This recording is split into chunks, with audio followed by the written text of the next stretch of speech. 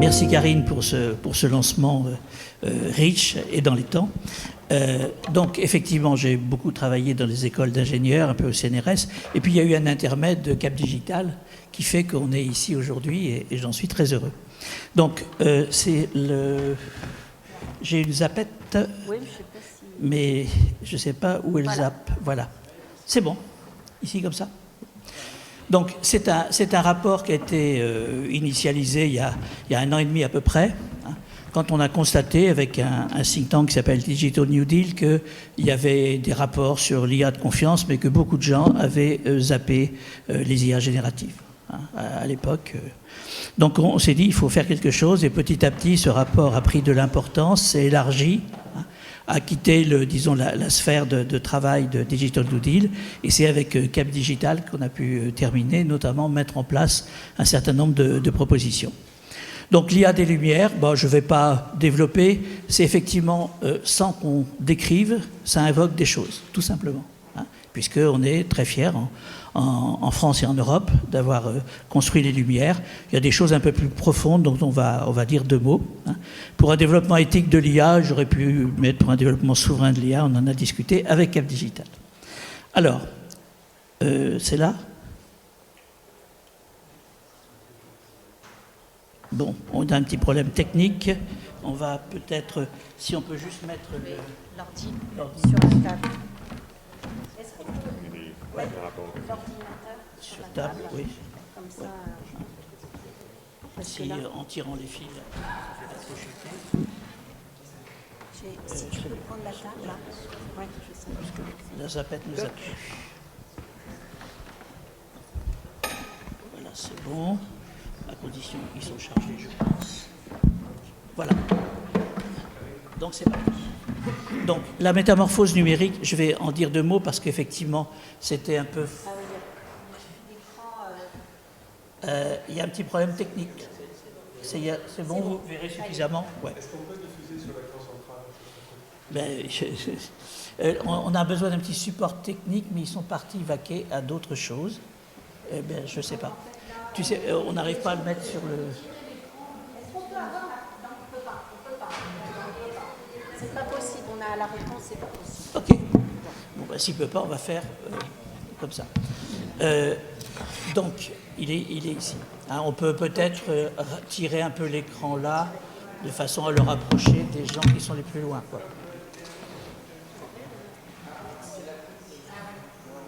Non, je pense que... Voilà. Je pense que... Ah voilà, c'est fait, c'est bon. C'est tout bon. Et la lumière fut. Bon. Alors, la métamorphose numérique. Si on revient à notre sujet, la métamorphose numérique, c'est donc un livre qu'on a coécrit à une quinzaine, qu'on a écrit à une petite quinzaine en 2012 et sorti en 2013.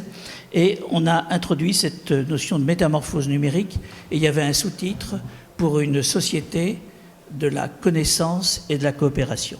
Et je pense que ce sous-titre était bien vu puisque c'est aujourd'hui une des dynamiques de la société.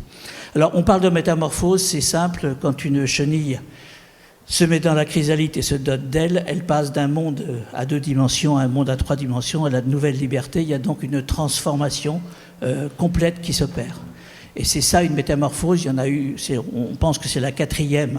On a un certain nombre, depuis 20 ans, à penser que c'est la 4e. On a été rejoint par notre ami israélien qui a repris tout ça, etc.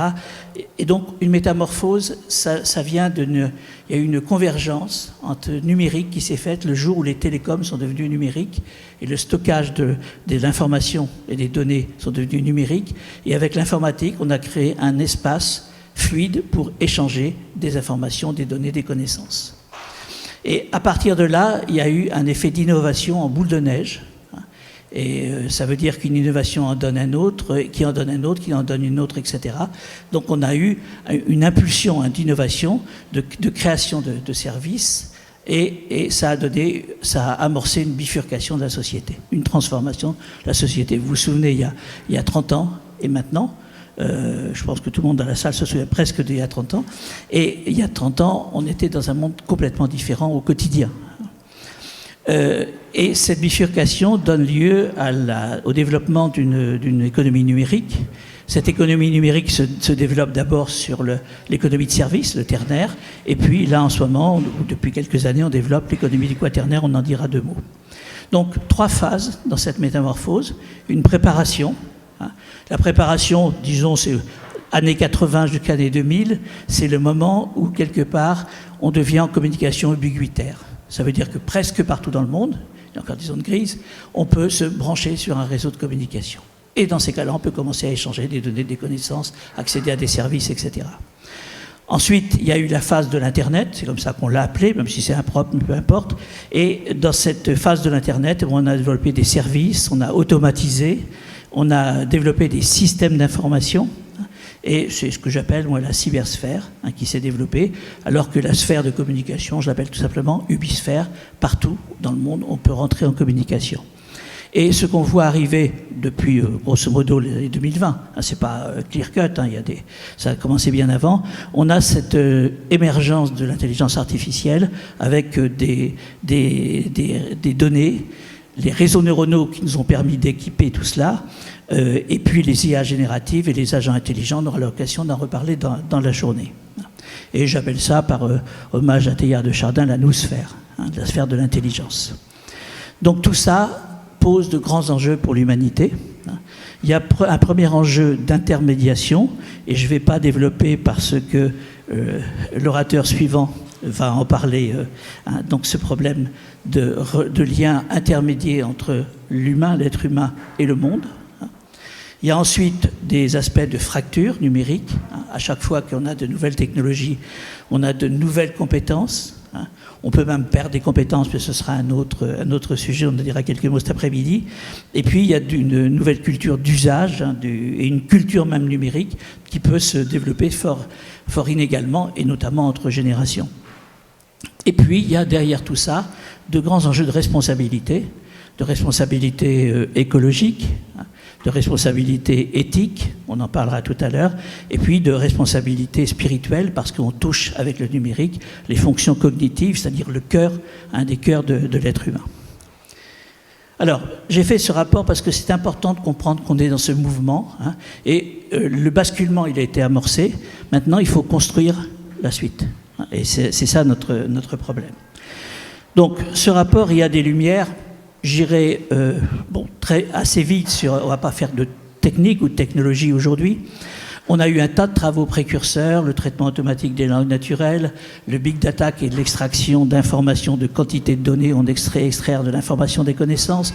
On a eu le deep learning neuronal qui a percé environ en 2012. Et puis beaucoup de talents chez les GAFAM, c'est comme ça qu'il faut les appeler, beaucoup de talents, d'audace, de financement. Et sauf ce que j'associe, on travaillait, et ChatGPT est sorti en 2012, disons octobre ou novembre 2012. 22, j'ai dit 2012, oulala, je vieillis moi, de 22. C'est une véritable rupture épistémologique, et il faut s'arrêter un peu là-dessus, parce que l'idée, c'est que quand on produit de plus en plus de connaissances. Et quand on veut aller utiliser ces connaissances, la méthode, j'allais dire manuelle, c'est de rechercher des sources, peut-être avec un moteur de recherche, de lire les choses et puis d'en faire une analyse et une synthèse. Ça prend énormément de temps. Vous n'êtes pas sûr d'avoir utilisé tous les contenus pertinents, etc., etc. Aujourd'hui, on a ouvert un espace dual de l'espace sémantique, qui est l'espace statistique.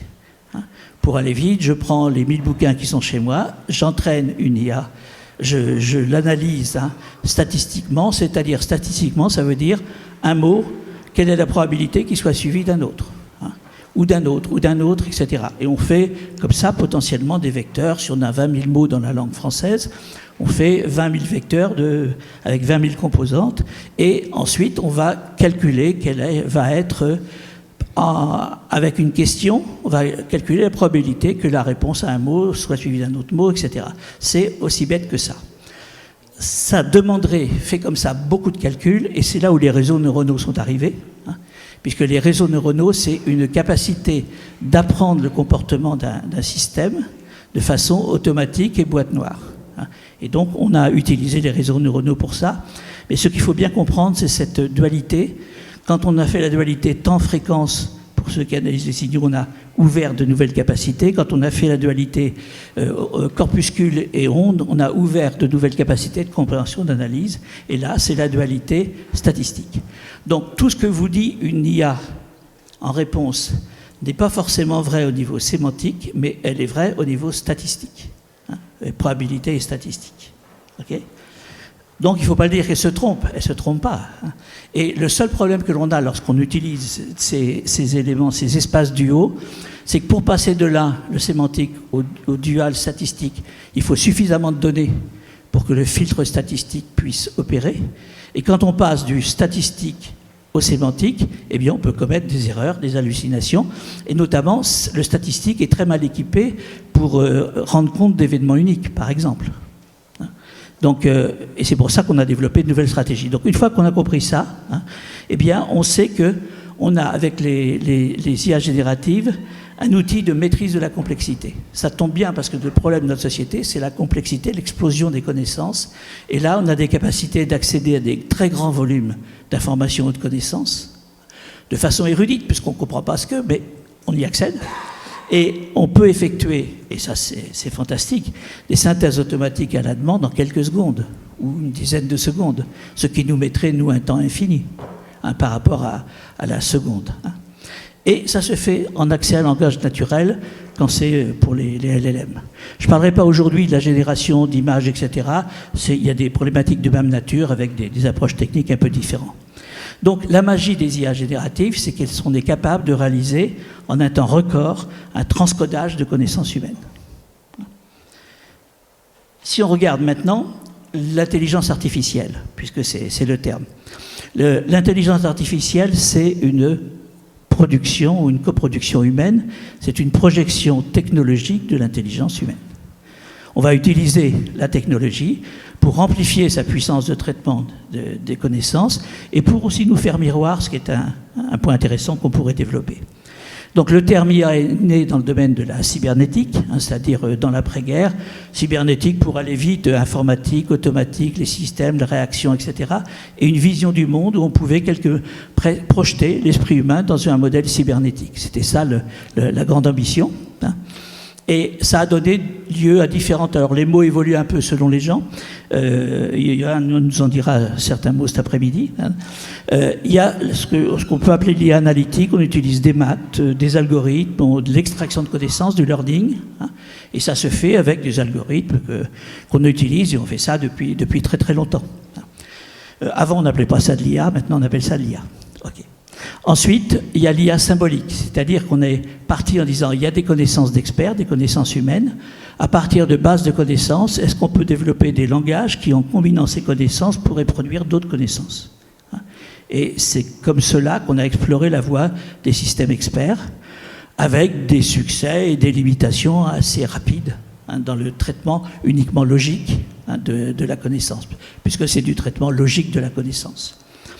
Ensuite est apparue l'IA neuronale. Moi, j'ai encadré ma première thèse avant du jury de Karine. C'était en 85, où il y avait eu un revival des neurones. Hein, et on a avancé beaucoup. Et en même temps, on s'est aperçu que c'était des outils assez magiques pour faire de la modélisation de boîtes noires. On a des entrées, des sorties, on arrive à la représenter. Hein. Mais par contre, on manquait de puissance de calcul. Et donc, il a fallu tout le développement hein, de plus de 20 ans de cette puissance de calcul, plus de 20 ans, oui, presque 30 ans, de cette puissance de calcul pour pouvoir sortir avec cette magie de ce qu'on appelle le deep learning, hein, qui sont des réseaux neuronaux très...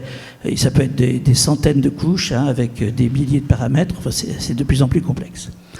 Et les IA génératives, on a associé l'approche statistique et probabiliste, et pour réaliser tout ça, on a utilisé de l'IA neuronale, des réseaux de neurones.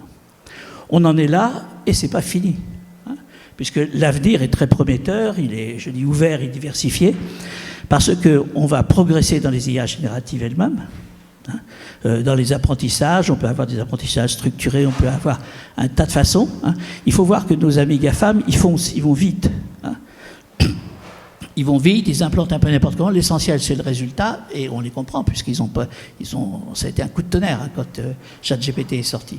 Mais il y a beaucoup de travail scientifique à faire, technique et scientifique, pour améliorer les IAG. Ensuite, on va les composer entre elles, mélanger de l'IA de raisonnement ou de l'IA de symbolique avec de l'IA statistique. Et puis, on va développer les agents qui sont... Il y a plusieurs façons de définir des agents. Certains disent quand on mélange, c'est déjà des agents, ou certains disent un agent, c'est quand on donne à l'IA une forme de délégation pour agir sur quelque chose. Agir sur le choix d'un voyage de train, agir sur une commande de machine, etc. Et là, ça va être un développement à la fois très stimulant, très puissant, et en même temps posant d'énormément de problèmes éthiques, comme on va le dire. Et puis, il y a encore dans la façon dont l'intelligence humaine fonctionne des ressources, des mémoires associatives, de la mémoire régénérative, puisqu'on va exploser en stockage de connaissances. Et l'esprit humain, c'est trier dans les connaissances qu'il acquiert tous les jours pour avoir une base de mémoire qui n'excède pas le volume de son crâne. Il y a des méthodes de créativité. Le directeur stratégie d'Assaut Systèmes en dira quelques mots cet après-midi, de méthodes de créativité, parce que les IA génératives statistiques ne sont pas très créatives. Pour terminer, je dirais un point de vue dont je ne suis pas sûr. Parce qu'il faut toujours être vigilant sur la puissance de l'intelligence humaine et la puissance des outils qu'on développe. Et là encore, Johan en dira quelques mots cet après-midi, puisque les développements de l'IA sont vertigineux en potentiel et réalisation. Je dis de mon raisonnement, les avancées de l'IA sont intégrées dans les capacités humaines. C'est-à-dire, à chaque fois qu'on progresse dans l'IA, l'horizon recule. Donc cette histoire dans 6 mois, c'est un plaisantin. Le PDG pas de Microsoft, mais d'OpenAI, puisqu'il dit que dans 6 mois, on a l'IA générale qui bat tout le monde. Bon. Donc, il y a de l'intoxication. Mais néanmoins, et je laisserai Johan développer cet après-midi, il y a effectivement des capacités d'émergence dans tous ces outils que l'on ne maîtrise pas forcément aujourd'hui, sur lesquels il faudra rester vigilant. Je laisserai Johan développer et argumenter. Donc, en général, il faut, avec cette remarque de la prudence sur les aspects d'émergence, en général, ce qu'il faut craindre aujourd'hui, c'est plus des humains qui utilisent l'IA pour dominer d'autres humains qu'une IA générale qui nous dominerait. Mais avec ce petit élément de prudence. Et d'ailleurs, autre passage, en disant jamais ce sera possible, on se limite dans notre capacité de développer l'IA. Donc il faut effectivement ne pas être aveugle. Pourquoi? En général, on serait aveugle parce qu'on a peur, et c'est normal. Donc il faut essayer d'éviter les peurs et regarder les choses en face. Donc, il se passe aujourd'hui entre les GAFAM qui ont fait une fuite en avant sur la taille des grandes IA génératives, les grands modèles, parce que ces grands modèles, leur stratégie, c'est de dire nous seuls pourrons les dominer, pourrons les concevoir, etc. Et donc, vous ne pourrez pas nous faire de la concurrence, et vous pourrez seulement utiliser les IA. Et ils sont pris un petit coup dans les dents quand les Chinois sont sortis avec des choses qui n'étaient pas aussi grosses, etc. Mais il y a ce point. Et ces limites de la fuite en avant, elles sont à la fois scientifiques, parce que les connaissances croissant, la taille des IA générales qui comprennent tout, ça devient une explosion. La puissance de calcul varie au moins avec le carré de la taille, donc, et je dis au moins. Donc ça veut dire qu'on c'est pas viable. Et en plus, il y a quand même des résultats mathématiques qui disent que quand il y a trop de sources, etc., on peut au bout d'un moment ne plus y voir grand-chose. Et vous avez des IA génératives qui vous donnent des contenus, des textes qui sont parfois assez pauvres, quand vous voulez les faire travailler sur des choses spécialisées. Donc, on pense, un certain nombre, que des IA plus petites, qui restent quand même taille suffisante pour être statistiques, plus petites, spécialisés avec des contenus de qualité. Donc en travaillant pour qu'on ait des données d'apprentissage de qualité, je veux faire un travail je veux faire une IA de philosophie. Si je prends le tout venant sur Internet comme base de connaissances, je ne vais pas être très pertinent. Si je prends par contre tout ce qui a été publié en philosophie, j'ai une capacité à avoir une IA générative beaucoup plus riche et spécialisée. Il faut travailler sur les structures d'apprentissage. Aujourd'hui, on fait du massif indifférencié.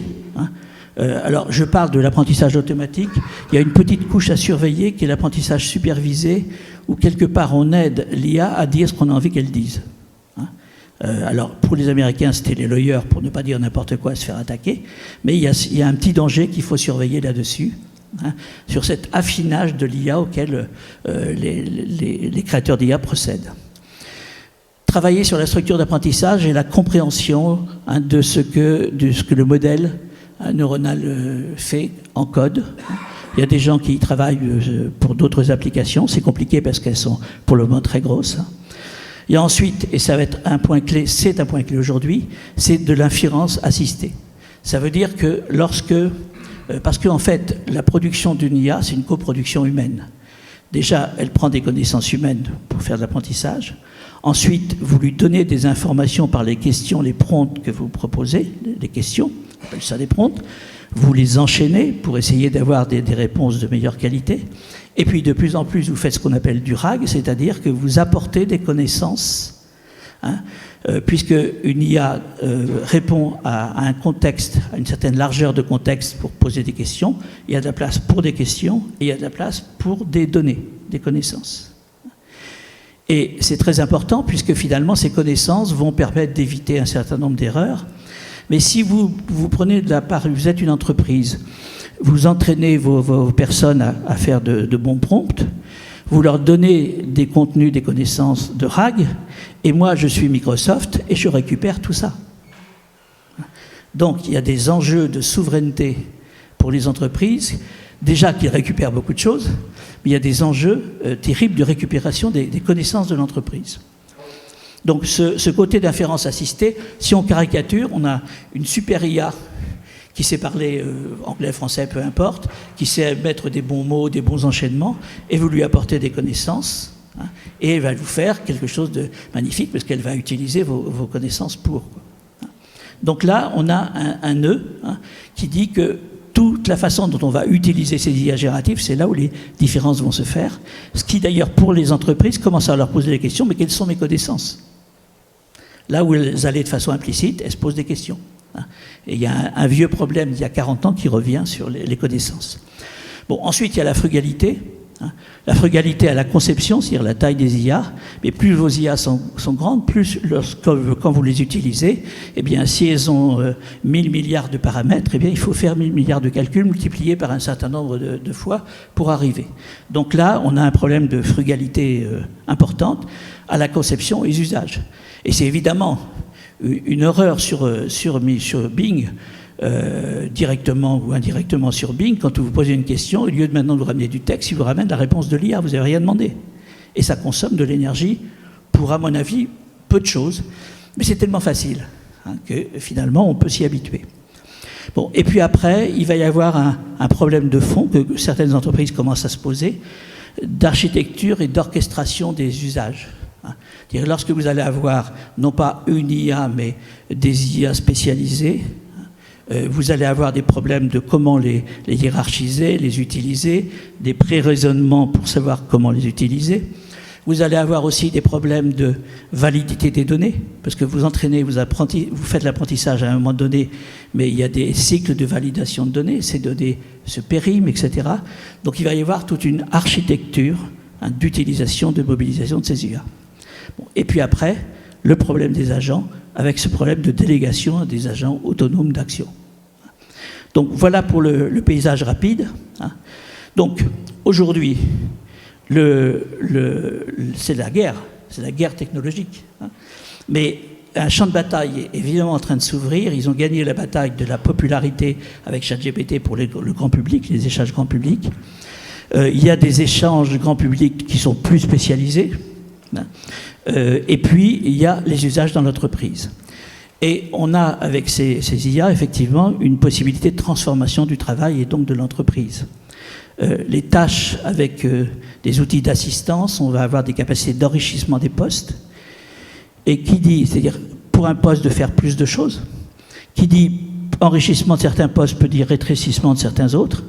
Dans les industries culturelles, on est en train d'assister à cela, où des postes se développent et d'autres s'attrissent et finalement risquent de disparaître. On va avoir aussi des problèmes de restructuration des processus et des métiers, puisque les processus, en fait, sont très marqués par les outils qu'on utilise. Donc le numérique a déjà modifié les processus, mais ça va continuer avec l'IA.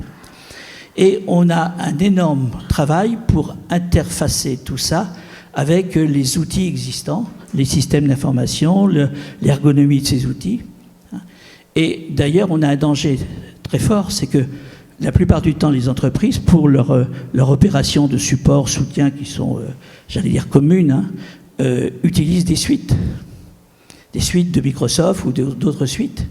Et le gros danger, c'est qu'on intègre l'IA dans les suites et qu'on dise, vous ne pourrez pas développer de nouvelles IA, c'est les nôtres, c'est nos suites qui vont être utilisées. Et c'est par l'évolution de nos suites qu'on va décider aussi des usages que vous allez pouvoir faire de tout ça. Donc là, on a effectivement de gros problèmes devant nous, et puis évidemment une transformation du management, parce que déjà la valeur travail est en train d'évoluer, et avec les IA, elle va continuer d'évoluer. Donc on a des problématiques, des tensions, on va avoir des premiers niveaux de décision. Quelle est la confiance que l'on va mettre dans ces IA et leur niveau de délégation? Ça, c'est un point important. La Commission européenne a commencé à classer un peu avec les systèmes critiques, pas critiques, sur lesquels, dans les systèmes critiques, l'IA ne peut pas accéder à prendre une décision, etc. Donc il y a du travail qui se fait. Il va y avoir aussi, dans les entreprises, des stratégies d'adoption. Est-ce que je vais chercher l'efficacité en supprimant des postes? Ou est-ce que je vais améliorer la qualité de ce que je fais en introduisant l'IA et en développant les capacités des personnes? Il y a la méthode américaine, il y a une boîte qui a licencié 1200 personnes et qui en a embauché 900 3 mois plus tard. Ça, c'est la méthode américaine. Mais ces questions vont se poser. Et en fonction de la pression financière ou autre, on va voir comment les choses vont évoluer. Ensuite, à chaque fois qu'on introduit une nouvelle technologie, on peut soit libérer, soit aliéner l'humain. Et donc là, il va y avoir effectivement du travail, tout comme finalement sur la chaîne de production, on a aliéné l'humain, les OS à la chaîne de production. Est-ce que finalement l'IA va se traduire par des chaînes de production qui vont aliéner, ou au contraire, est-ce qu'on va augmenter les tâches, donner plus de poids à la créativité et autres? J'ai parlé des infrastructures, données, gestion de cycle vie des vagues d'IA. Pour le moment, pour les grosses IA, on ne s'est pas posé la question de ce que j'appelle le carénage, c'est-à-dire le renouvellement, parce que quand vous faites de l'apprentissage d'une IA, puis si entre-temps il y a beaucoup de données nouvelles intéressantes qui sont venues, vous pouvez les caser un peu dans votre RAG, mais au bout d'un moment, ça ne le fait plus, quoi. Donc il y a ce problème d'actualisation des IA. Et si on regarde les problèmes de souveraineté pour les entreprises, pour terminer là-dessus, eh bien, il y a un problème de souveraineté des données.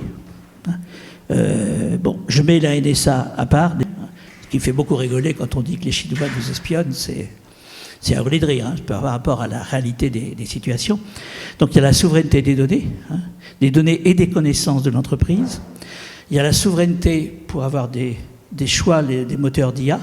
Si on ne crée pas des moteurs d'IA français, européens et tout, on n'aura pas le choix, avec les capacités de manipuler ce que les IA vont nous dire dans les phases d'apprentissage, disons, supervisées. Il y a la souveraineté des infrastructures cloud sur lesquelles ces IA tournent. Et quand je dis des infrastructures, ce n'est pas uniquement créer des dates comme on va le faire, c'est bien créer des hangars en France avec de l'électricité pour accueillir des machines américaines ou autres pour faire de l'IA avec des outils américains. Ce ne sera pas une politique souveraine française. Bon, j'ai rien dit, mais je le dis quand même. Donc il y a la souveraineté des infrastructures de cloud qui est importante, et puis la souveraineté des usages, parce qu'il faut effectivement qu'on développe, et on va y revenir, les usages pour ce qu'on a envie d'en faire, et non pas pour ce que les autres pensent qu'on doit faire, et parce que notamment ça rapporte plus de dollars et autres. les impacts financiers sont énormes. Aujourd'hui, les entreprises qui utilisent déjà les grandes IA génératives américaines ont eu des prix d'appel. Bon, c'était en nombre de mots d'utilisation. Et déjà, quand ils dépassent des seuils, les prix sont multipliés par 5. Donc, il commence à y avoir une petite musique au niveau européen de dire « Ah, il y a eu des études de fait, il y a 240 milliards par an qui filent vers les GAFAM ».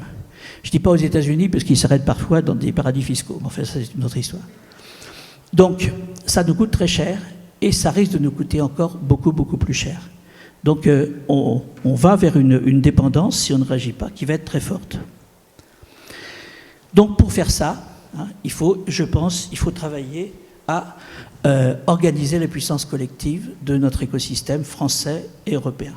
Je dis bien écosystème français et européen parce que je ne fais aucune confiance à la Commission pour organiser la puissance européenne. Elle a des deals à faire. Von der Leyen a dealé le fait qu'on n'embêterait pas sur le numérique les Américains s'ils fournissaient du gaz parce que les Allemands en avaient besoin, etc. Non, le renforcement d'un écosystème, c'est à tous les niveaux qu'il faut le faire. Bien sûr, il faut s'entendre au niveau européen. Il faut utiliser notamment la puissance de régulation européenne, faire ce qu'on appelle la dégroupage, c'est-à-dire empêcher qu'on verrouille, si on utilise une suite Microsoft, qu'on verrouille sur l'utilisation de l'IA de Microsoft. Ça, il faut le faire, et l'Europe est bien équipée pour le faire. Donc, aujourd'hui, on est dans une situation de vassalisation. Au niveau de la souveraineté, on est des vassaux aujourd'hui. Alors, il y a des vocabulaires d'autonomie stratégique qui, à mon avis, je ne dis pas que tout le monde est d'accord ici, mais que c'est des cache-sexes du fait qu'on est en situation de vassalisation. Donc, il faut y travailler. On a des entreprises françaises à tous les niveaux dans le cloud. Bon, sur les composants, on est mal, mais c'est pas le critique parce que pour le moment les composants on peut les acheter. Tant que les Américains ne les auront pas cantonnés pour leur usage, on les acheter. Mais autrement, au niveau du cloud, des télécoms, des équipements, des fabricants de création d'applicatifs utilisant l'IA, etc., on a des entreprises de très bon niveau. Le problème, c'est qu'elles sont petites. Et le problème, c'est qu'elles n'ont pas de commande. Puisque, au niveau français, même s'il y a des réactions qui se font au niveau notamment de la commande d'État qui va se développer, et les grandes entreprises, les SI des grandes entreprises, les achètent en général, pas de risque. Et comme disait un des intervenants dans cette salle avant-hier, ils préfèrent se tromper ensemble plutôt que d'avoir raison tout seul. C'est bon.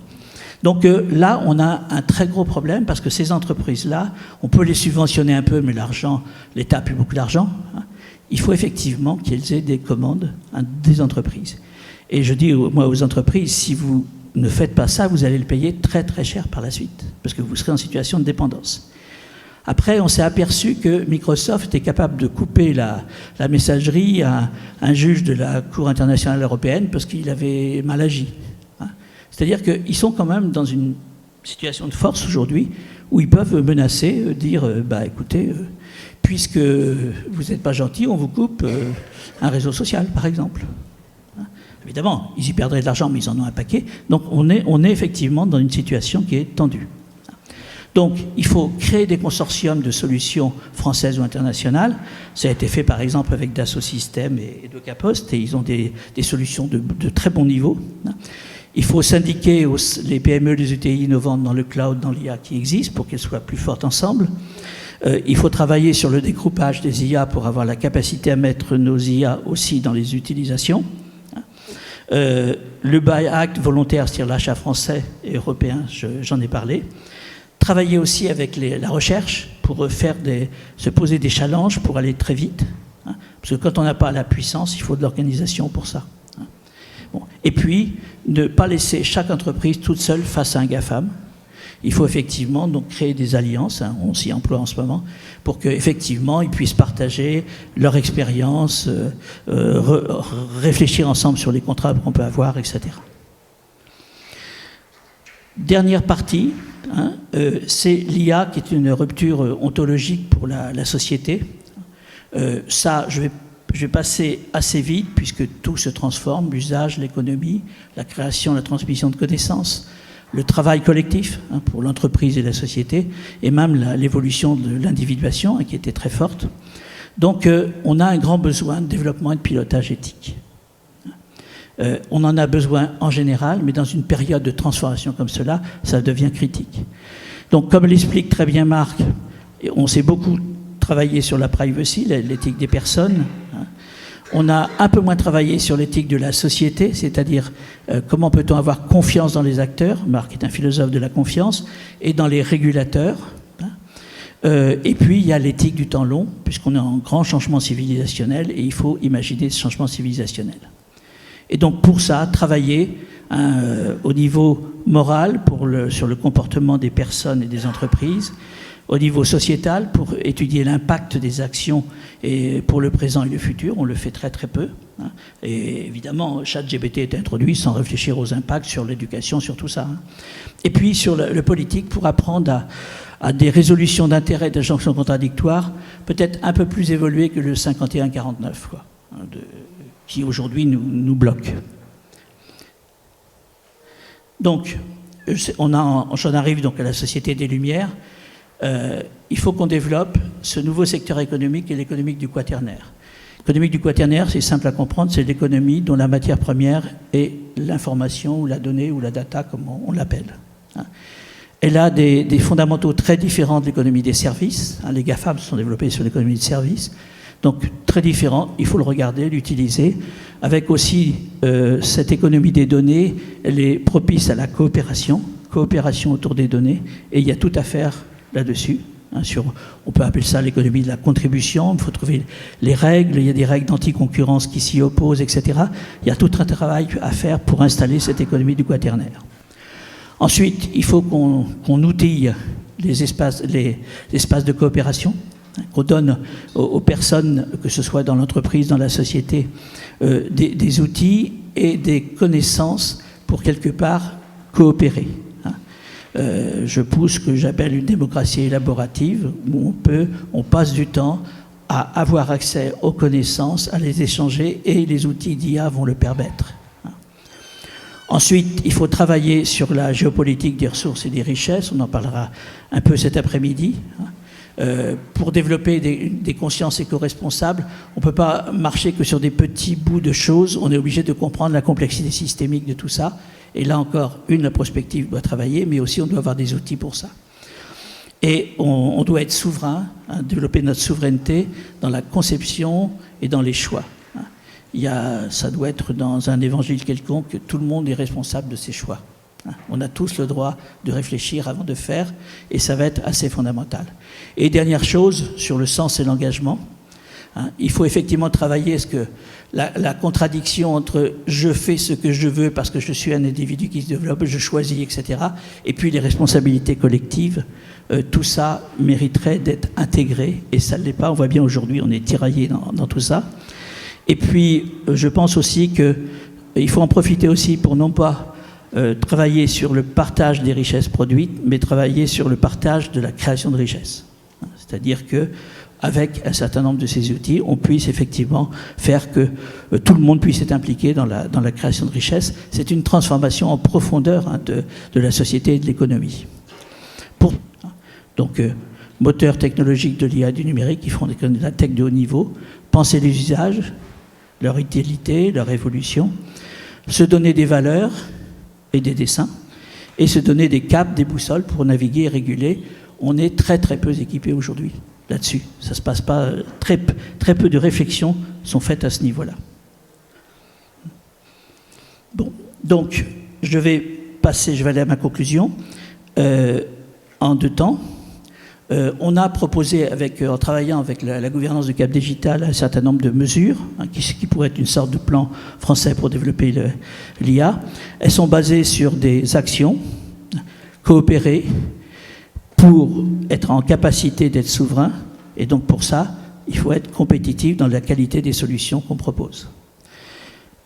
S'organiser pour arriver à avoir de la confiance, et pour ça, il faut travailler les régulations. Mutualiser pour, quelque part, développer l'efficience et aller vers la frugalité. Frugalité de tout, de l'énergie, des matériaux, etc. Et puis, il faut penser l'avenir et pour ça, utiliser le vecteur de l'éthique pour aller vers cette société que j'appelle des lumières-là. Et bien sûr, dans les lumières, il faut inventer les nouvelles lumières. Ce n'est pas le problème de revenir aux lumières du 18e. Hein. Et donc, j'en suis à la conclusion. Penser les avenirs, un monde naissant de la métamorphose. Donc, si je résume, les idées fortes. Les IA, IAG, c'est une rupture épistémologique et sa combinaison avec les autres sources d'IA donne un outil très puissant de maîtrise de la complexité. Une coproduction homme et technologie. Et c'est bien ça qu'il faut comprendre. Il ne faut surtout pas qu'on commence à dire que les IA, c'est une intelligence indépendante, autonome, etc. Parce que là, on se trompe et ça pourrait être des chemins dangereux. Il faut mener la guerre pour la souveraineté technologique, parce que si on l'a pas, si on n'a pas de souveraineté technologique, on n'aura pas de souveraineté éthique, on n'aura aucune des souverainetés, puisque ça nous sera imposé de l'extérieur. Il faut travailler sur l'adoption, on en est qu'au tout début. C'est pas parce qu'on a donné ChatGPT à tous les personnels d'une entreprise qu'on a pris la mesure de l'impact de l'IA.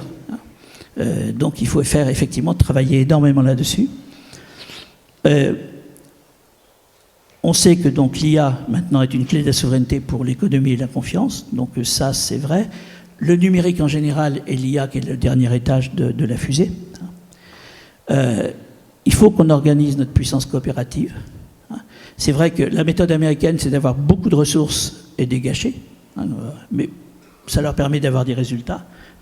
Et on sait par exemple, un tout petit exemple, qu'on peut gagner des facteurs 1000 en consommation si on implante correctement sur les outils existants, si on implante correctement les IA, et que lorsqu'on va avoir des composants spécialisés, on pourra encore décroître ça. Donc il faut y travailler. On a des besoins éthiques énormes pour assumer la métamorphose d'ensemble de la société et une rupture écologique un peu systémique qui est devant nous. Donc il faut travailler ces IA, le numérique ces IA pour la société des Lumières. Et on a effectivement, pour nous éclairer là-dessus, à considérer qu'on a effectivement à faire la prospective d'un changement civilisationnel. Et pour ça, donc penser à la fois loin et penser à la fois sur les trajectoires aujourd'hui pour pouvoir effectivement aller vers ces pensées de changement civilisationnel, le prendre en compte. Et donc, et ça sera mon dernier transparent, tout ça avec le rapport est sorti maintenant il y a peut-être 3 mois ou à peu près, le temps passe vite. Une sorte de codicile prospectif à ce rapport, c'est dire qu'on a un monde qui change d'état. Pour aller vite, lorsqu'on est passé à agriculture-élevage, le monde agriculture-élevage, c'est du monde solide, quelque part, avec les terres, les territoires, les terres. On est passé, dans le monde industriel, on a commencé à pouvoir déplacer les minerais, les machines, les produits, etc. On a un monde qui est devenu plus liquide. Et avec le numérique et ces phénomènes d'instantanéité, et donc de diversité des interactions, des relations, on est plutôt dans un monde gazeux. Donc il faut quelque part intégrer tout ça. Ensuite, il faut, Karine nous en dira des mots tout à l'heure, on a cette problématique d'associer technologie et humanisme. C'est pas simple, et on n'y arrive pas toujours, pas du premier coup. Ensuite, il faut défendre l'esprit humain, ça c'est effectivement Marc qui va nous en parler. Être comptable et partager les ressources naturelles, ça commence à s'imposer d'un peu partout, mais ce n'est pas forcément traduit. Il y a d'une chose de dire « il faudrait » et il y a l'autre chose de dire « on fait ». Donc là, on a effectivement un gros problème, il faut des outils aussi pour ça. Voir que les connaissances, c'est passer d'une composante d'accompagnement, de développement d'une société qui a toujours été importante, et que maintenant, ça devient une ressource de progrès et de croissance, avec cette économie du quaternaire. Donc c'est une nouvelle ressource, il faut le prendre en compte. Je ne suis pas un décroissant, moi je pense qu'il n'y a pas de limite aux richesses qu'on peut produire, à condition de respecter un certain nombre de contraintes physiques, etc., bien sûr. La dignité de tous, c'est participer à la création de richesses, ça il faut effectivement. Et on est en grand danger parce qu'il y a toujours cette idée que l'automatisation va supprimer le travail. C'est depuis Jules Verne, etc. et tout. Et ça n'a jamais été le cas, mais l'idée est toujours là. J'ai entendu des gens dire, avec l'IA, il va falloir passer aux 32 heures, puis après aux 28, puis après tout ça. Je pense qu'il faut réfléchir un peu plus profondément sur ce qu'est la dignité humaine, la création de richesse et le partage. Il y a cette éthique de la responsabilité du choix conscient. Je termine. Donc ça, c'est effectivement de se dire, eh bien, dans nos actions, je prends l'exemple pour faire râler mes enfants, quand je commande un repas à distance, c'est sympa, c'est facile, mais je fais travailler un pseudo-esclave derrière qui va me l'amener. Est-ce qu'on peut réfléchir à aller faire ses courses, à aller manger, etc. et tout. Le problème, ce que Marc dit très bien sur le libidinal, c'est que le numérique permet de répondre à beaucoup de nos besoins avec ses capacités nouvelles et ses dangers. Et puis, il faut développer les valeurs parce que ce sont réellement les valeurs qui sont un aliment, qui sont l'aliment noble du développement individuel et collectif, des prises de conscience, des dessins, de la spiritualité dont on en a parlé. Et moi, je réfléchis, je l'ai déjà écrit, liberté, égalité, fraternité, c'était bien pour passer du monde de l'agriculture et élevage au monde de l'industrie, etc. Peut-être qu'il faut réfléchir à ce qu'on a fait de ces valeurs et quelles sont les valeurs nouvelles qu'il faudrait proposer. Et ça, c'est la dernière phrase. Dans un livre que Karine a coordonné, je vois, moi, la prospective comme un design de la trajectoire humaine. C'est-à-dire on ne prend pas en compte assez le design dans ce qu'on produit comme bien, comme service, bientôt comme connaissance. Mais il faut aussi avoir cette réflexion d'approche pluridisciplinaire pour quelque part être capable d'imaginer le futur. Voilà, j'étais un peu long. Je vous remercie. Oui, un petit peu long parce que quand même l'objectif c'est quand même qu'on arrive à discuter de tout ça. Mais merci beaucoup Francis parce que je pense que c'était vraiment important de prendre ce temps pour bien poser le départ de notre réflexion. Commentaires, questions, allez-y, on est entre nous. Je fais un premier tour si vous le souhaitez. Je vais faire circuler le micro, j'aime bien faire ça, et puis... Oui, Florent Mailleul, moi je travaille chez Vinci Énergie, dans tout ce qui est digital et de plus en plus transformation environnementale également. En fait, moi je me pose la question, merci beaucoup pour toutes ces informations, mais je me pose un peu la question avec la progression de l'IA, de la divergence un petit peu, je pense aux métiers de demain, de la divergence entre les métiers qui sont des métiers, je dirais, physiques, agriculture, artisans, etc., et les métiers plutôt de service où on voit qu'ils vont être fortement impactés par l'IA. Est-ce qu'on a une vision de cette projection avec l'utilisation de l'IA, de ce que ça pourrait donner demain? Est-ce qu'on va plus aller tous vers des métiers physiques finalement, puisque l'IA va faire le job du service, ou je ne sais pas. Ok. Bon alors, moi c'est clair, l'IA ne fera pas le job des services et elle ne fera pas le job du quaternaire, c'est-à-dire de la création de connaissances. Elle va aider à faire.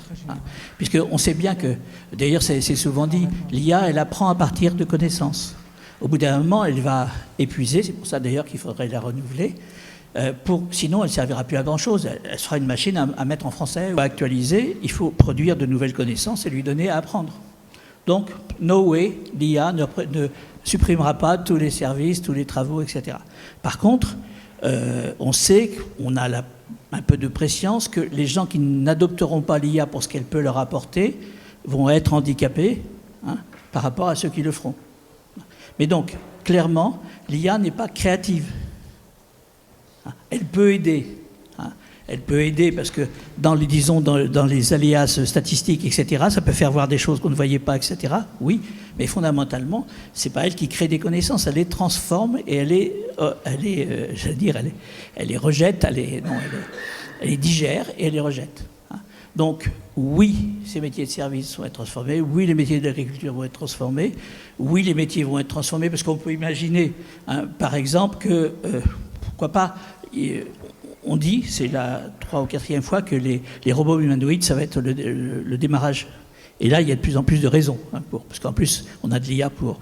Mais peut-être qu'un robot bien fait pourra faire une partie de ramassage de poubelles sans trop de problèmes avec quelqu'un qui supervisera. s'il y a des problèmes, s'il y a tout ça, etc. Donc on va avoir ces évolutions. Donc il peut y avoir disparition de certains métiers, transformation de beaucoup de métiers et apparition de nouveaux métiers. Vous donnez votre interface client à des IA, vous êtes obligé d'avoir quelque part des gens qui vont travailler la qualité de tout ça, qui vont observer les résultats, qui vont faire évoluer éventuellement l'IA et les connaissances associées pour que les réponses deviennent pertinentes. Donc, il y a de la place pour travailler pour l'humain, hein, à condition qu'il sache apprivoiser ces outils d'IA, quoi.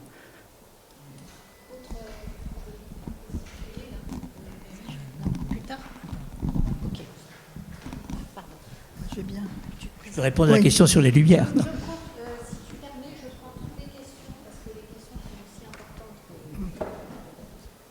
Bonjour. Christine Afria, de la Société française de prospective. Dans le slide 6, je crois, de mémoire, tu disais qu'il fallait effectivement une focale sur des choix possibles au niveau français et européen.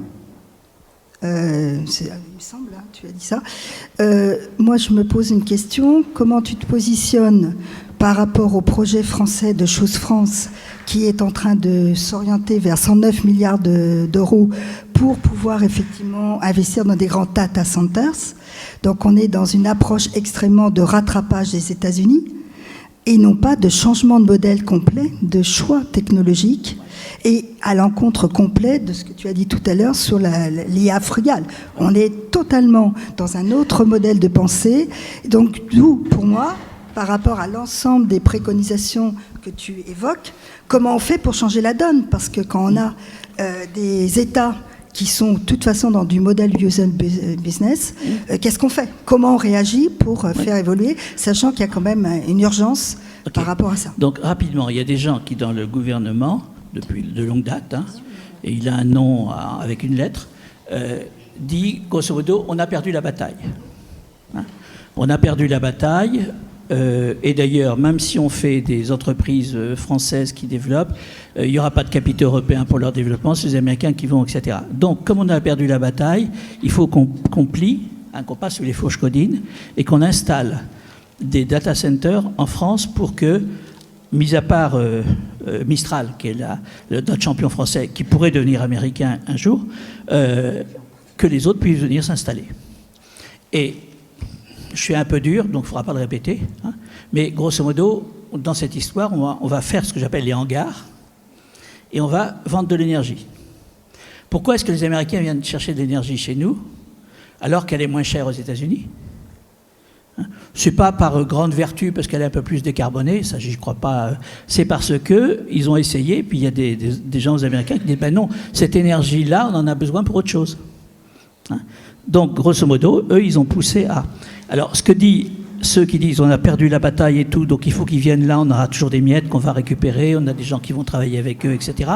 On ne peut pas leur donner tort à 100% non plus. Mais pour moi, ce n'est pas ça qui va nous sortir de l'ornière. Bon, c'est pas... On a nos problèmes de milliards, ils viennent un jour, mais le problème, c'est comment s'organiser pour développer nos compétences, être compétitifs, et on a les sources pour ça. Donc il faut trouver le modèle économique.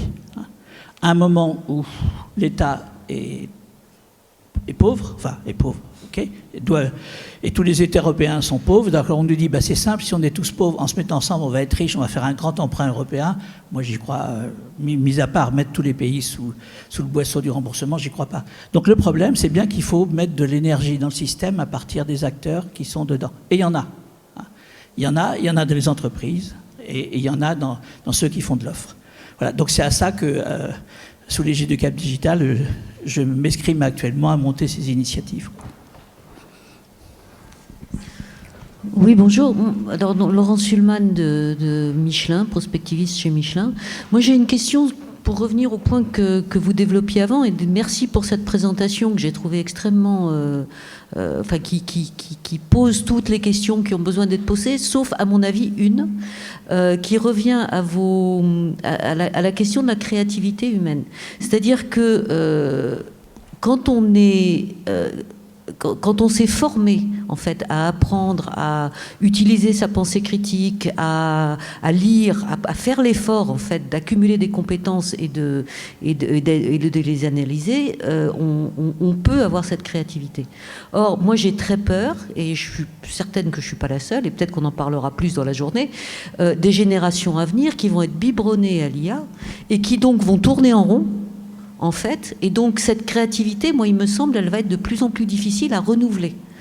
Et donc, j'aimerais bien avoir votre sentiment là-dessus, parce que effectivement, tout dépend de la capacité à renouveler la connaissance humaine. Mais si la connaissance humaine est faite par l'IA, ça commence à devenir problématique.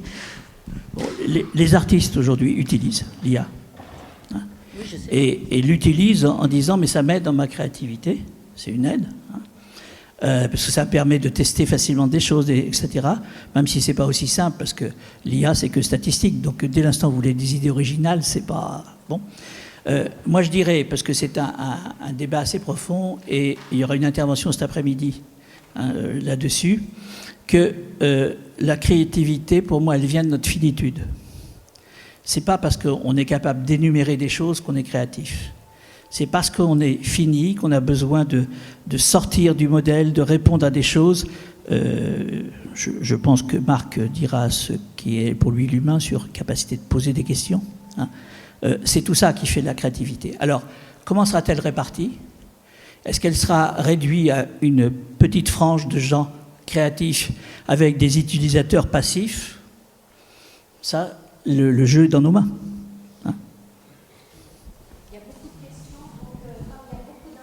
Oui, donc peut-être je ne réponds pas aux questions, on le prend toutes. Parce qu'en fait, il y a beaucoup des très donc je crois qu'ils sont aussi importantes. Non, mais je vous en prie. D'accord. On va juste écouter toutes les questions. D'accord, pardon.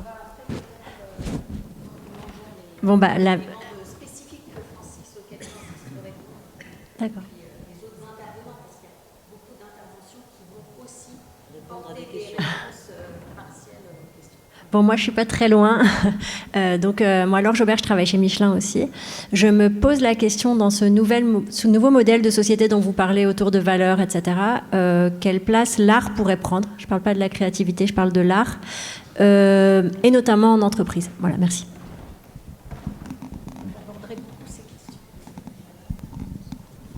Bonjour, Didier Babin, je travaille au CIRAD. J'ai deux interrogations. CIRAD, c'est un centre de recherche qui travaille sur l'agronomie tropicale en sens large. Est-ce qu'il y a pour vous un risque de perte de connaissances, des connaissances qui gêneraient? C'est-à-dire qu'à partir du moment où on gère et on réfléchit à partir de l'IA, est-ce qu'on ne peut pas être tenté de faire disparaître tout un pan des connaissances qui risquerait de gêner un certain nombre de gens ou d'industries? Et de l'autre côté, est-ce qu'il n'y a pas un risque à utiliser l'IA quand on fait de la recherche ou du développement? Parce qu'à partir du moment où on met à un endroit nos interrogations, nos données, ça peut être utilisé par n'importe qui. Et est-ce qu'on ne perd pas cette souveraineté dans cette recherche, et que ce soit pour des instituts de recherche, des chercheurs, ou que ce soit pour des entreprises? Est-ce qu'il n'y a pas un risque de récupération des interrogations qu'on se pose et des données et solutions qu'on cherche? Merci. Il y avait, je crois... oui, pardon. C'est ça. Bonjour. Juste pour info, si on met tous les data centers prévus, il faut 2 EPR et demi supplémentaires. Voilà. Donc, bref. Ma question, elle est sur le volet démocratie. Vous avez parlé de la démocratie laborative. L'IA, c'est la statistique, donc c'est l'amplification notamment de la majorité, ou de l'information majoritaire, on va dire. Et donc du coup, moi, ce que j'aimerais avoir votre point de vue sur comment ces IA-là peuvent être des soutiens à la démocratie et non pas des éléments qui viennent encore la rétrécir. Et puis je prends la dernière question et puis tu... Oui, donc Jacques Tess, donc Société française de prospective. Moi, je crois qu'en fait, ce serait d'utilité publique que le rapport soit distribué à tout le monde, parce que presque tous les problèmes de l'intelligence artificielle sont posés. Et je pense que si la moitié des recommandations étaient déjà adoptées, ce serait déjà un progrès absolument énorme. Donc voilà. Alors, moi, simplement, le problème, je suis assez sceptique. Il y a un point sur lequel je suis sceptique, c'est la dimension, la capacité de l'éthique et de, disons, la morale, l'éthique, les régulations, la régulation, à maîtriser l'ensemble de ces choses. Et je m'interroge un peu aussi sur le titre « L'IA des Lumières », c'est-à-dire sur l'association qu'on fait entre l'IA et les Lumières. Les Lumières, je rappelle, c'est 3 choses différentes. C'est l'encyclopédie, c'est-à-dire le développement des savoirs, la promesse que le savoir va conduire à des progrès humains et technologiques.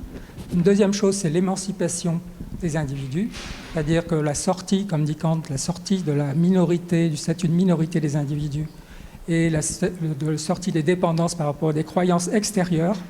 Et puis troisième chose très importante, c'est un système qui permet en fait de mettre ensemble de médiation entre la société, entre les individus et les sociétés, et puis tout le système démocratique, c'est-à-dire la capacité de choisir, la société peut choisir ce qui va se passer dans le futur. Bon, donc ça, sur le premier point, on est d'accord. Moi, je crois aux promesses de l'IA, etc., de technologie.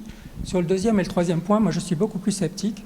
Je m'interroge, et d'ailleurs, il y a quelqu'un qui s'appelle Laurent Darmon, qui vient d'écrire un livre qui vient de sortir, qui s'appelle « Bienvenue dans le dataïsme », et qui lui dit, en fait, la société des Lumières, les Lumières, on est en train d'en sortir. C'est-à-dire qu'on a eu 2 siècles pendant lesquels on a été dans les Lumières, il y a eu des institutions démocratiques, il y a eu sortie de la dépendance, etc. Et il fait des scénarios à la fin, 4 scénarios qui tirent de films de science-fiction. Et il y en a 2 positifs, 2 très négatifs. Et dans les positifs, en fait, il met beaucoup l'accent sur le fait que le problème, c'est pas seulement un problème d'éthique individuelle, c'est pas seulement un problème de régulation. C'est un problème, en fait, c'est qu'on va rentrer dans des sociétés dans lesquelles, en fait, il n'y aura plus d'intermédiaires entre des pouvoirs très puissants, qui vont contrôler énormément de choses, et des individus qui vont être dans beaucoup plus éclatés, etc. Il faut recréer des institutions démocratiques, tout un système ça dépasse de beaucoup l'éthique, les régulations, etc. Voilà. Merci beaucoup. Bon, donc rapidement, parce qu'il y a... Ah non, il y a encore une dernière, pardon. Ouais. Il y a beaucoup de propositions de réponses dans les interventions. Ouais. Dominique Turc, Société française de prospective. J'ai deux points sur lesquels j'aimerais que tu nous apportes quelques lumières. D'abord, bravo pour ce que tu as raconté, mais un, c'est sur... aujourd'hui, l'IA, elle va chercher ses données principalement sur Internet, et sur Internet, il y a de plus en plus de données qui ont été fournies par de l'IA. Donc, elle commence à s'appauvrir. Deuxième chose, une grosse partie de la connaissance humaine n'est pas sur Internet, ou n'est pas accessible sur Internet. Si je fais ma thèse aujourd'hui dans n'importe quel doctorat que ce soit, il va falloir que je consulte des articles et que je vais devoir payer d'une façon ou d'une autre. D'où, je pense, le point très important que tu as soulevé, des IA spécialisées sur lesquelles on pourra avoir des informations spécialisées qui ne sont pas accessibles ailleurs. Mais du coup, se pose la question de qui contrôle les bases de données de ces IA spécialisées et les outils qu'utilisent ces IA spécialisées. Donc il y a peut-être une menace, mais aussi une chance, je pense, à travers ça. Exactement. Donc tu as apporté l'essentiel de la réponse. Ils ont pris tout ce qui traînait dessus. Maintenant, on n'est pas obligé de faire ça. Il y a un tas d'autres connaissances intéressantes qu'il faut utiliser. Pour ça, il faut être capable d'avoir des utilisations conjointes des données, coopérer autour des données. Et dans la coopération, il y a la gouvernance, dont effectivement la ligne quelque part éditoriale. Par exemple, si on fait une IA d'intérêt général sur la philosophie, il faut quelque part effectivement que toute IA, création d'une IA, est une ligne éditoriale. Donc il faut qu'elle soit claire, etc. Je suis tout à fait d'accord, il y a un point. Bon, aujourd'hui, on a une société très complexe. Le problème d'aujourd'hui, c'est qu'on prend un angle, et quand on regarde avec un angle violet, on voit la réalité violette. On le prend avec un jaune, on prend la réalité jaune, etc. Et le travail des prospectivistes, ça va être de relativiser tout ça, de comprendre tout ça. C'est pas facile. Moi, je trouve que le programme initial des Lumières, il est très bien. Et que si on travaillait, il est très bien, mais on l'a, au bout d'un moment, pour d'autres raisons, mis un peu progressivement de côté. Donc, reprendre ce programme-là et dire qu'est-ce que ça veut dire dans tous les outils qu'on développe, dans les pratiques, etc. et tout, je pense que ce serait intéressant. Troisième point on va signaler un petit peu juste cet après-midi, il faut qu'on travaille aussi sur ce que Stigler appelait l'organologie. C'est-à-dire que l'organologie, c'est de voir a priori au départ comment la création d'un nouvel instrument va modifier l'espace de la musique, va le faire évoluer. Il faut regarder, si on traduit ça, et c'est ce qu'il a fait, comment entre nos infrastructures numériques, le développement de nos usages, les réflexions dessus, comment on extériorise dans la société une nouvelle composante de la société. C'était sa théorie, je la pense fort juste. Donc on a énormément de travail. Donc le problème, c'est cette course de vitesse que l'on a entre des gens qui sont moins ambitieux, sont plus ambitieux pour le dollar et pour la domination, ils s'organisent, ils vont vite, et cette espèce de notre capacité à coopérer va être fondamentale. Et c'est pas ce qu'on développe dans notre culture. Vous voyez, les télévisions regorgent des concours, il faut arriver premier, sinon c'est rien, etc. et tout. On ne sait pas faire de la culture. La coopération n'est pas quelque chose de... Ça a existé, dit-on, dans le passé, mais c'est pas la chose la plus développée, et notamment dans le domaine économique. L'économie, il y a l'économie de la concurrence, etc. Donc je pense qu'il faut effectivement se dire, bon, je ne suis pas Jésus, mais il faut quand même dire que pourrait-on faire pour que cela advienne. Et c'est petit morceau par petit morceau. On a besoin de gens qui écrivent des points de vue importants, définitifs, vrais, intéressants ou pas, mais il faut quand même que chacun se fasse sa philosophie, sinon on n'y arrivera pas. Donc voilà, j'ai oublié cette question, oui, sur la démocratie. Je prends l'exemple du plan d'occupation des sols, qui ne s'appelle plus comme ça. Bon. Il y a des gens, il y a des règles, il y a des gens qui discutent, etc. Puis au bout d'un moment, on vous fait un beau paquet, on vous dit qu'est-ce que vous en pensez. Sauf si vous êtes militant et que vous avez participé à ça, vous n'avez aucune chance d'en penser quoi que ce soit.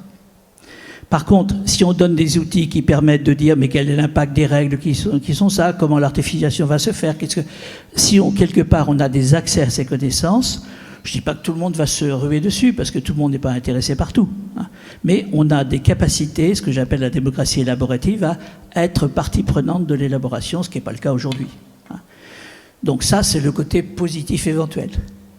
Il y a le côté négatif, où de toute façon, ces outils-là sont utilisés pour ceux qui ne voulaient surtout pas partager l'information, et qui continuent à nous dire ce qu'on doit faire tout le temps, etc. Il y a quelque part une transformation d'ailleurs de l'administration française qui est terrible, parce qu'en général, ils savent ce qu'il faut faire pour nous sans nous consulter, quoi. Alors bien sûr, il y a des élus qui votent, etc., mais c'est un état d'esprit. Donc voilà, si on met tout ça bout à bout, il y a un long chemin pour que petit à petit on puisse construire. Voilà.